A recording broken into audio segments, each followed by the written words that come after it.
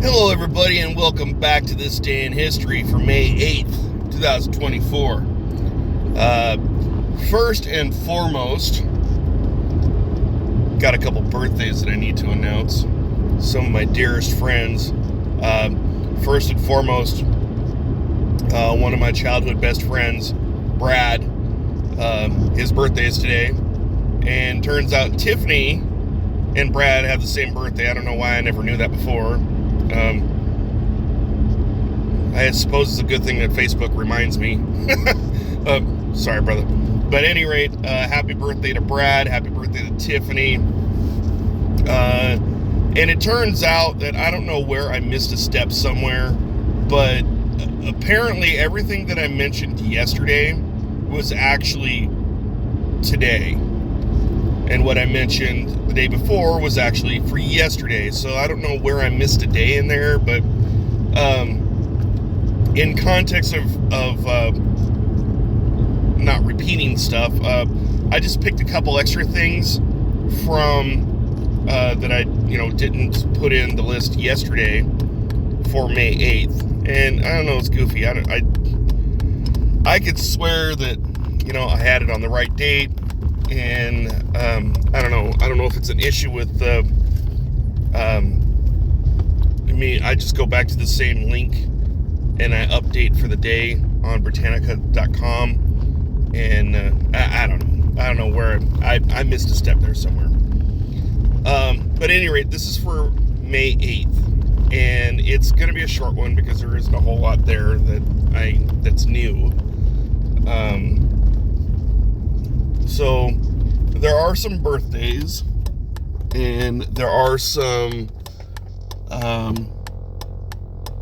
good events, some deaths, which, that's never pleasant. And yes, once again, my car is screeching, whatever, and state trooper just passed me, so, hopefully he won't give me any grief because my car makes noise. At any rate, let's get into it. So, 1737, man, I gotta read my notes. Edward Gibbon, he was an English author. He was born on this day, and he wrote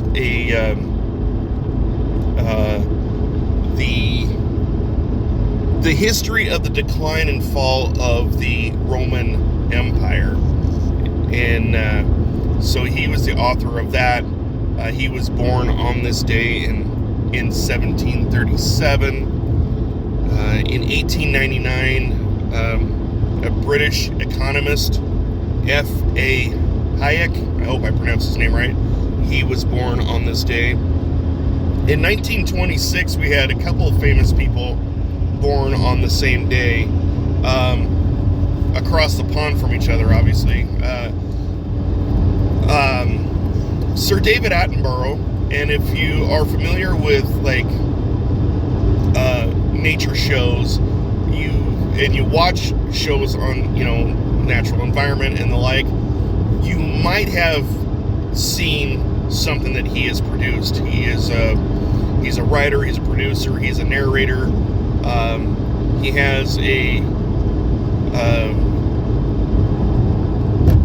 has a wonderful voice for radio or for documentaries, and it's just like, when you're listening to his voice and you're watching these nature videos, it's like very soothing. I watched a lot of his stuff. At any rate, he was born on this day in 1926. And when you go across the pond back here to the States, in 1926, American actor and comedian Don Rickles was born. Don was in a lot of movies in the 60s, 70s. I remember him doing some stuff in the 80s. He had a penchant for roasting people, right? So that was his big thing, was his comedy shtick was usually of him just roasting the crap out of somebody. There's a you can look it up on YouTube. There's a famous roast of Clint Eastwood, and Don Rickles is just shredding him apart, and Eastwood is just sitting there laughing along with the rest of the crowd, and he's just, just really ripping into him. But that was the kind of guy that Don Rickles was, apparently, is that he loved to just roast people, and he was quite good at it, and he was very funny. In 1940, Ricky Nelson, he was a singer in the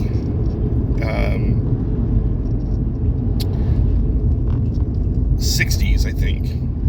Might have been late 50s, although he would have been pretty young. But at any rate,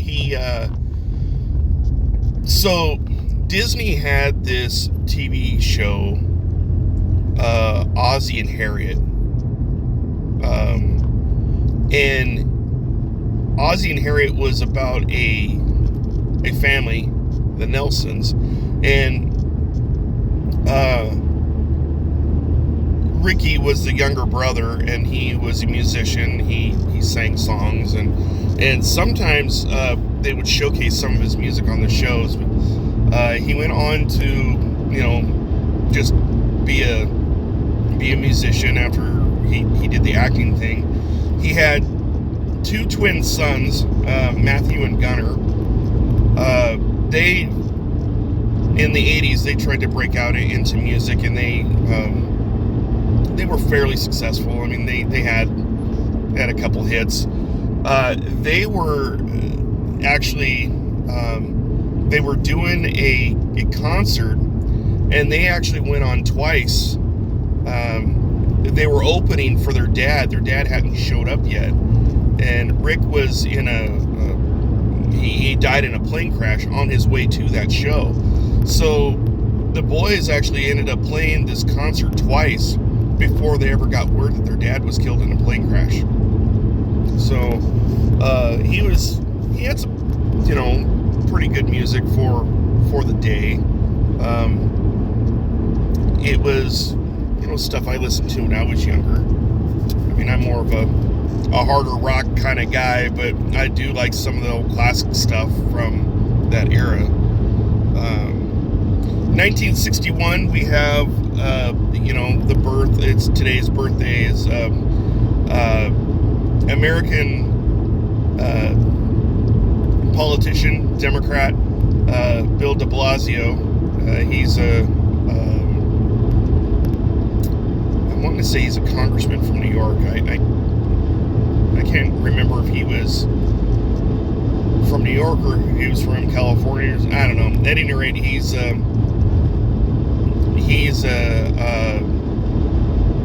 American politician.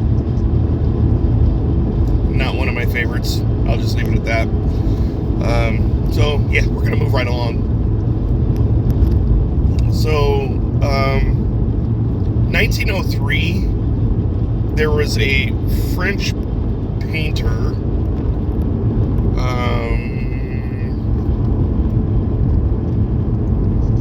and I'm gonna butcher this name, Paul Gauguin, I don't know how to pronounce it, Gauguin. He would die on this day at the age of 54. And to round out the list, today marks the end of World War II in Europe. Well, that's kind of a bone of contention. The Germans surrendered to the Allies, and when I say Allies, I mean the Americans, the British, the French. They surrender, and war in Europe is essentially over. They surrender on May 8th. However, the Russians, for whatever reason, didn't particularly care for that. So, fun fact in history, when someone asks you when did World War II end, there's actually 3 dates, historically speaking. May 8th is generally regarded as VE Day, Victory in Europe. allies, for the exception of Russia. Russia has their own armistice signing with Germany, and that date escapes me. VJ Day, which is Victory in Japan, that wouldn't happen until August of 1945, and again, I can't remember that date off the top of my head, but we will get to it when that time comes. At any rate, so according to Britannica.com, today was actually the birthday of Harry Truman. So what better way for Harry S. Truman to celebrate his birthday than to have the war officially end in Europe due to the armistice signing between the Germans and the Allied forces of England, France, and the United States. So that's kind of cool. So war in Germany ends. War in Japan is still waging on. There's going to be a long, drawn-out process of occupation in Europe, specifically in Germany. Eventually, Germany will get carved up into two sections: Allied West, and I would say Allied East, which eventually would be, the Cold War wouldn't start for another generation, but it started to get its founding even at the close of the war. You have the Russians really wanting to come in and move in and take over. We let the Russians take Berlin, which Patton was pretty pissed about that. Patton wanted to move in and take Berlin. And the thing is, like, the Germans would have surrendered immediately to Patton. They were pretty scared of the Russians because of the brutality. And that's kind of the reckoning there, right? So, like, in places like Leningrad and Stalingrad, the Germans, in their occupation there, or their time spent on the Eastern Front there, they were very brutal to the Russian people. They were, soldiers were raping women. There was just, they were very nasty to the Russian people.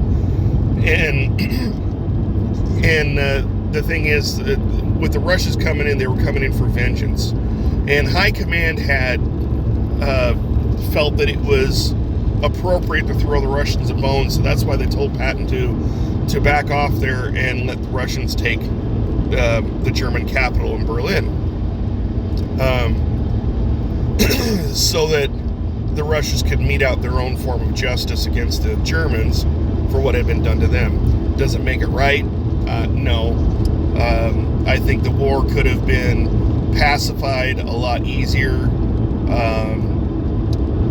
certainly much sooner, if we had just rolled in there and taken care of business. And if we ended up miffing the Russians, so be it, because we ended up becoming adversaries in the next generation anyway.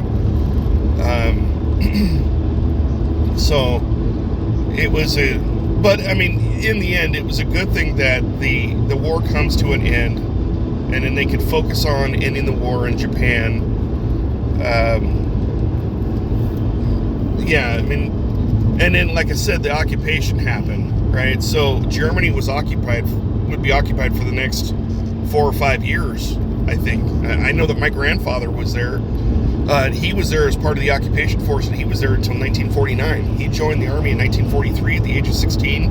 He lied about his age, and he was there until 49, which I thought, Grandpa was always known to tell tall tales, so I thought Grandpa was just full of beans. But his youngest brother, Uncle Al, said that sounds about right. That sounds about right when Johnny came home. So, I mean, there was,